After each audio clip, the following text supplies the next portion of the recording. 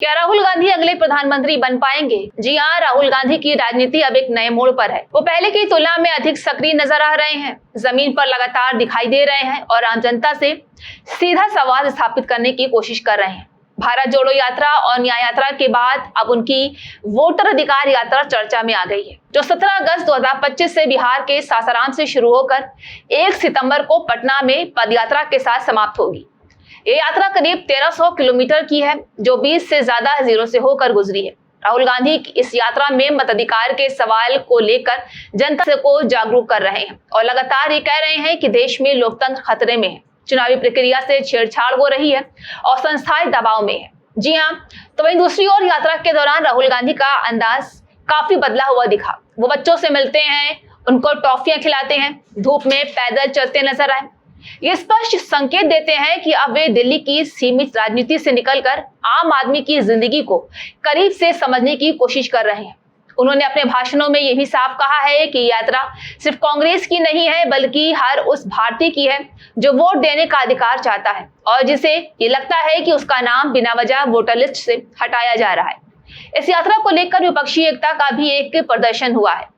तेजस्वी यादव, भाकपा माले के नेता और अन्य सहयोगी दलों के नेता इसमें शामिल हुए हैं, जहां कांग्रेस आलाकमान ने भी पूरी ताकत झोंक दी है। वही सांसद, CWC सदस्य और अन्य वरिष्ठ नेता इस यात्रा में भी सहभागी बने। प्रियंका गांधी भी एक दिन के लिए यात्रा में शामिल हुई और प्रधानमंत्री मोदी पर सीधे आरोप लगाए गए कि उन्होंने वोट चुरा लिए हैं। इन सब प्रयासों ने इस यात्रा को सिर्फ एक रैली नहीं, बल्कि जन आंदोलन का स्वरूप दे दिया है। हालांकि यात्रा विवादों से अछूती नहीं रही। एक महिला ने दावा किया कि उसका नाम वोटर लिस्ट से हटा दिया गया है, जिसे बाद में चुनाव आयोग ने गलत बताया। इसके बावजूद राहुल गांधी और उनके सहयोगियों ने इस मुद्दे को प्रमुखता से उठाया और सुप्रीम कोर्ट ने इस पर चुनाव आयोग से जवाब भी मांगा है। कोर्ट ने चुनाव आयोग को निर्देश दिया है कि 65 लाख से अधिक हटाए गए नामों की सूची सार्वजनिक की जाए और दोबारा नाम जोड़ने की प्रक्रिया शुरू की जाए। ये एक बड़ी जीत भी मानी जा रही है। इस यात्रा का समापन 1 सितंबर को पटना से एक पदयात्रा के साथ होगा, जो गांधी मैदान से अंबेडकर की प्रतिमा तक जाएगी और इसे एक तरह से लोकतंत्र और संविधान की रक्षा के लिए प्रतीकात्मक मार्च के रूप में देखा जा रहा है। जहां राहुल गांधी की रणनीति साफ है, वो खुद को एक ऐसा नेता के रूप में पेश कर रहे हैं जो संविधान, लोकतंत्र और आम नागरिकों के अधिकारों के लिए लड़ने को तैयार है। उनका प्रयास है कि जनता उन्हें सिर्फ एक राजनेता के रूप में नहीं, बल्कि एक विकल्प के रूप में भी देखे। लेकिन क्या राहुल गांधी देश के अगले प्रधानमंत्री बन सकते हैं? ये सवाल अब पहले से ज्यादा गंभीरता से पूछा जा रहा है।